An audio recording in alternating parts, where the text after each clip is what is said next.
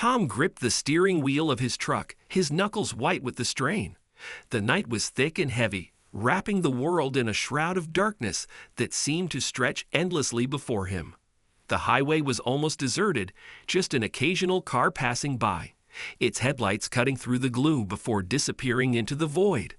The monotonous hum of the engine was the only sound, a low, steady drone that filled the silence in his cab. For Tom, the road had always been a place of refuge. It was where he could escape the memories that haunted him, where the pain of his past seemed to fade, if only for a little while. But tonight, the road felt different.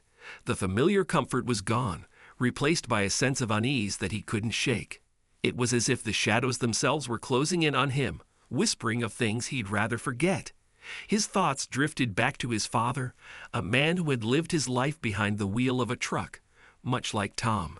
His father had been a strong man, proud of his work and the freedom that the open road offered. But that same road had taken him away from Tom forever. Ambushed by bandits, shot down without mercy, his truck stolen and never recovered. Tom had been only 5 years old, but the memory was as clear as if it had happened yesterday.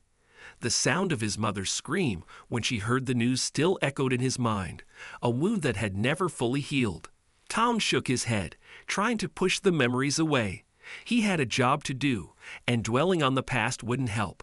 He had spent years building a life of his own, following in his father's footsteps, though not without his own share of hardships. His wife's betrayal still stung, a fresh wound in his heart. He had thought they had a future together, but she had left him for another man, leaving Tom to pick up the pieces alone. The loneliness of the road had been both a curse and a blessing since then. It gave him time to think, to reflect, but it also magnified the emptiness inside him. Tonight that emptiness felt like a black hole threatening to swallow him whole. As he drove on, his headlights suddenly caught something up ahead, something that didn't belong on the side of a deserted highway at this hour. A figure wrapped in black, standing still as a statue. Tom's heart skipped a beat. It wasn't often that he came across someone out here, especially not at this time of night. He hesitated for a moment, his foot hovering over the brake pail. Common sense told him to keep driving, that it was safer not to get involved. But something in the back of his mind, the voice of his father, perhaps, urged him to stop. He slowed the truck to a halt, the engine idling as he peered out into the darkness. The figure was a woman, her face partially hidden by the hood of her cloak. She seemed lost, out of place in this vast, empty landscape. Tom leaned over and rolled down the passenger window. "Need a ride?" he called out, his voice gruff from disuse. The woman turned towards him, and in the dim light from the truck's interior, Tom saw her eyes, large and green, with a depth that seemed almost otherworldly. She hesitated for a moment before nodding and approaching the cab. "Thank you," she said softly as she climbed in, her voice carrying a hint of relief. "I didn't know what I was going to do. It's so dark, and there's no one around." Tom nodded, glancing at her briefly before turning his attention back to the road. "It's not safe out here," he said, his voice more brusque than he intended. "You should be careful." The woman smiled faintly, unbothered by his tone. "I know," she replied, pulling the hood back slightly to reveal more of her face. "But sometimes we don't have a choice." Tom didn't respond immediately. He wasn't used to company on his trips, especially not from someone like her. There was something about her that intrigued him, something in her eyes that spoke of a sadness he recognized all too well. "Where are you headed?" he asked after a moment, his curiosity getting the better of him. She sighed, a sound that seemed to carry the weight of the world. "Home," she said simply. "If I can get there in time." Tom glanced at her again, noting the way she stared out at the road ahead, as if she could see something far beyond the horizon. "You from around here?" he asked, trying to keep the conversation going. The woman shook her head. "No, I've been away for a long time. But my father is dying. I need to see him." There was a pause, the air in the cab thick with unspoken words. Tom could tell there was more to her story, but he didn't press her. He knew what it was like to carry burdens too heavy to share with a stranger. "I'm Tom," he said finally, offering her a small nod. "I can take you as far as the next town. From there, you can catch a bus or something." The woman turned to him, a small, grateful smile on her lips. "I'm Anna," she replied. "Thank you, Tom. I didn't think anyone would stop." Tom shrugged, trying to downplay the significance of his actions. "Just doing what I'd want someone to do for me." They fell into a comfortable silence, the hum of the engine filling the void. Tom kept his eyes on the road, but he couldn't help glancing at Anna from time to time. There was something about her, something that stirred a protective instinct in him, one he hadn't felt in a long time. "Why did you leave?" Tom asked suddenly, surprising even himself with the question. Anna didn't answer right away. When she finally spoke, her voice was quiet, tinged with a sadness that tugged at Tom's heart. "I had to," she said simply. "There was nothing left for me there." Tom didn't push her for more. He knew better than anyone that some stories weren't meant to be told all at once. But as they continued down the dark, empty road, he couldn't shake the feeling that this meeting was more than just a random encounter. "Wherever you're going, Anna," Tom said after a while, his voice gentle, "I hope you find what you're looking for." Anna looked at him then, her green eyes shining with unshed tears. "Thank you, Tom," she whispered. "I hope so too." The road stretched out before them, endless and uncertain, much like their futures. But for the first time in a long while, Tom didn't feel so alone. He wasn't sure where this journey would take them, but he knew one thing for certain. He was no longer traveling in the shadows. The first light of dawn had begun to filter through the trees when Tom's truck finally reached the outskirts of the town. The narrow road wound through a dense forest, the trees on either side standing tall like silent sentinels. Tom glanced over at Anna, who sat quietly beside him, her hands clasped tightly in her lap. She had barely spoken since they'd left the highway, her thoughts seemingly far away. "Almost there," Tom said, trying to break the silence. He wasn't sure what to expect once they reached her destination, but he had a feeling it wouldn't be good. There was a tension in the air, something unspoken that made the hairs on the back of his neck stand on end. Anna nodded, her eyes distant. "It's been so long," she murmured, almost to herself. "I'd wonder if anything has changed." Tom didn't respond immediately. Instead, he focused on the road ahead as the trees began to thin out, revealing the outline of a large, imposing structure in the distance. The mansion loomed atop a hill, its dark silhouette stark against the pale morning sky. As they drew closer, Tom could see that the once grand estate had fallen into disrepair. The gardens were overgrown, the windows dark and lifeless. "This is it?" Tom asked, his voice filled with disbelief. "Yes," Anna replied, her voice barely above a whisper. "This is where I grew up, where everything fell apart." Tom pulled the truck to a stop at the base of the hill, just outside the tall iron gates that marked the entrance to the estate.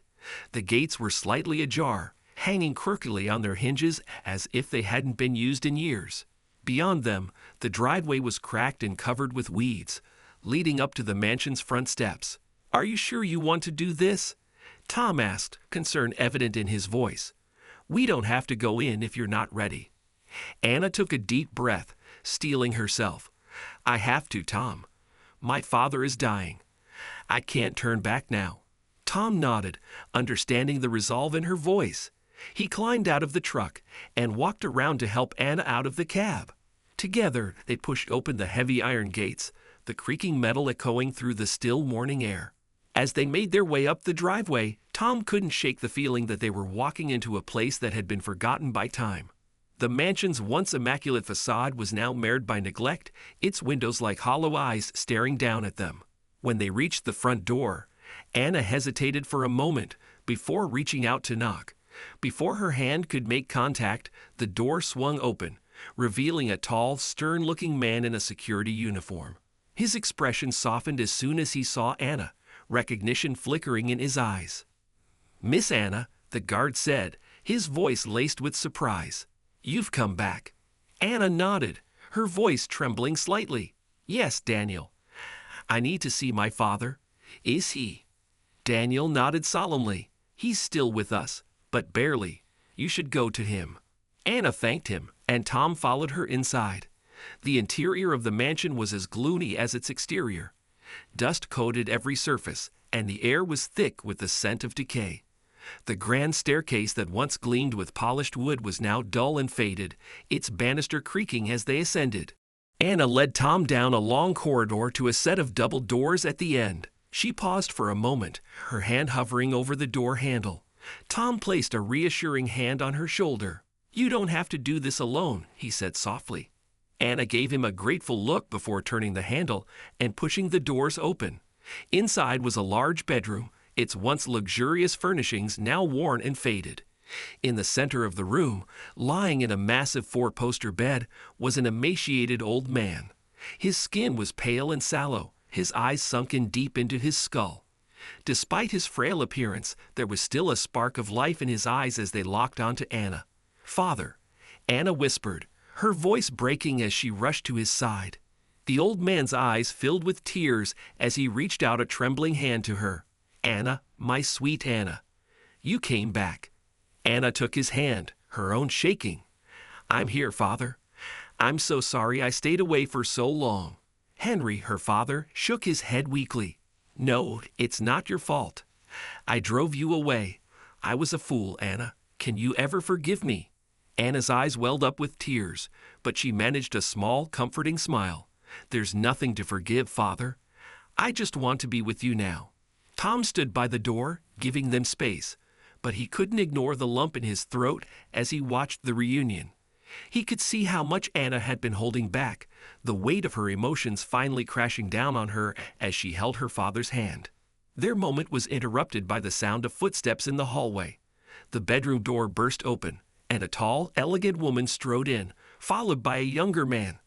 The woman's face was a mask of shock and anger as she saw Anna by Henry's side. "What is she doing here?" the woman demanded, her voice sharp as a knife. Anna looked up, her expression hardening as she faced her stepmother. "This is my father's house, Vivian," she said coldly. "I have every right to be here." Vivian's eyes narrowed, her lips curling into a sneer. "You gave up that right when you ran away to that convent. You don't belong here." The young man beside Vivian, who Tom assumed was her son, Arthur, smirked at Anna. "You heard her. You should leave before things get ugly." Tom felt a surge of anger at the way they spoke to Anna, but he forced himself to stay calm. This wasn't his fight, not yet. Henry struggled to sit up in bed, his voice weak but firm. "Vivian, Arthur, leave us. I need to speak with my daughter." Vivian's eyes flashed with fury, but she managed to keep her composure. "Darling, you're not well. You shouldn't be upset like this." Henry's gaze hardened, a glimmer of the man he once was shining through. "I said leave." Arthur took a step forward, his smirk fading. "We're not going anywhere until we get what we came for." Tom finally stepped forward, his voice steady and firm. "I think you both should listen to what Henry wants, or we can take this outside." Arthur glared at Tom, his bravado faltering in the face of Tom's imposing presence. Vivian shot Tom a venomous look before turning on her heel and storming out of the room, Arthur following close behind. Anna let out a shaky breath as the door closed behind them. "Thank you, Tom," she said softly. Tom nodded, his eyes still on the door. "You've got more courage than most, Anna. Don't let them intimidate you." Henry sighed, his energy spent from the brief confrontation. "They're vultures," he muttered, "circling, waiting for me to die so they can pick at my bones. I should have seen it sooner." Anna shook her head, squeezing his hand gently. "It's not too late, Father. We can fix this." Henry looked at her, a mixture of sorrow and hope in his eyes. "I don't have much time, Anna, but I'll do whatever I can to make sure you're protected." Tom watched as the father and daughter shared a moment of silent understanding. He knew this was just the beginning of a long, difficult road, but he also knew one thing. Anna wasn't alone anymore, and neither was he. The sun was beginning to set, casting a warm, golden light over the mansion on the hill. The shadows that had loomed over the house for so long seemed to retreat as the events of the past days began to unfold. Tom and Anna stood together in the garden, the once overgrown foliage now trimmed and cared for, a symbol of the new life that was starting to take root in the old estate. The past few days had been a whirlwind. After confronting Vivian and Arthur, Henry had insisted on making things right before it was too late. He had called in his lawyer, who swiftly began the process of rewriting the will and securing Anna's inheritance. Vivian and Arthur, realizing their plan had been foiled, tried one last time to manipulate Henry, but Tom had been there, his quiet strength and presence enough to deter them. The authorities had been contacted, and after a thorough investigation, it was confirmed that Henry had been slowly poisoned by the very people who claimed to love him. Now, with Vivian and Arthur awaiting trial, the mansion had a different feel. It was still old and worn, but the air of menace that had clung to it for so long was gone, replaced by a sense of peace and renewal. Tom turned to Anna, who was gazing out at the horizon, her green eyes reflecting the fading light. "How are you holding up?" he asked gently. Anna smiled, though it was tinged with exhaustion. "Better," she replied. "It's been hard, but I finally feel like things are going to be okay." Tom nodded, watching her closely. "You've been through a lot, Anna. Most people would have crumbled under the pressure, but you didn't. I'm proud of you." Anna blushed slightly, looking down at her hands. "I don't feel strong, Tom. I just did what I had to do." Tom stepped closer, taking her hands in his. "You are strong, Anna, stronger than you know, and you don't have to do this alone anymore." Anna looked up at him, her eyes filled with gratitude. "I know," she whispered. "You've been there for me every step of the way. I don't think I could have done any of this without you." Tom smiled softly, his thumb brushing over her knuckles. "You don't have to thank me. I care about you, Anna. I'm just glad I could help." For a moment, they stood there in silence, the weight of the past few days finally starting to lift. The warmth of the setting sun wrapped around them, and for the first time in a long while, Anna felt at peace. "Tom," she began hesitantly, "I've been thinking about what comes next. This house, it's more than just a building. It's part of my family's history. I want to restore it, make it a home again, but I can't do it alone." Tom squeezed her hands gently. "You don't have to. I'll be here every step of the way. Whatever you need, we'll figure it out together." Anna's eyes shimmered with tears, but they were tears of happiness this time. "I'd like that," she said softly. "I'd really like that." Tom let go of her hands and gestured towards the house. "We've already started, you know. The garden's looking better, and once we get rid of all the old junk inside, we can start fresh. It's going to be a lot of work, but I think it'll be worth it." Anna laughed lightly, the sound like music to Tom's ears. "You're right. I used to play in that garden as a child. It was my sanctuary, my safe place. I want it to be that again, not just for me, but for anyone who comes here." Tom nodded in agreement. "We'll make it a place of healing, a place where you can finally find peace." Anna looked at Tom, her heart swelling with affection for the man who had become her anchor in the storm. She knew she was beginning to feel something deeper for him, something she hadn't expected but welcomed all the same. "Tom," she said quietly, "I don't know what the future holds, but I do know that I want you to be a part of it. Whatever happens, I want us to face it together." Tom's heart skipped a beat at her words. He had felt a connection with Anna from the moment they'd met on that lonely highway, and now, standing here with her, he knew that connection had only grown stronger. "I want that too, Anna," he replied, his voice filled with sincerity. "Whatever comes our way, we'll face it together." Anna smiled, and in that moment, she felt like she was finally stepping out of the shadows that had haunted her for so long. With Tom by her side, she knew she could take on anything. As the sun dipped below the horizon, casting the garden in a soft twilight, Tom and Anna turned to head back inside. There was still so much to do, but for the first time in a long time, Anna didn't feel overwhelmed. She felt hopeful. Just as they reached the door, Anna paused and looked back at the garden one last time. "Tom," she said softly, "this really is a new beginning, isn't it?" Tom smiled, wrapping an arm around her shoulders as they stepped into the house. "Yes, Anna," he replied. "It is, for both of us." And with that, they walked inside, ready to face whatever the future held, knowing that no matter what, they would do it together.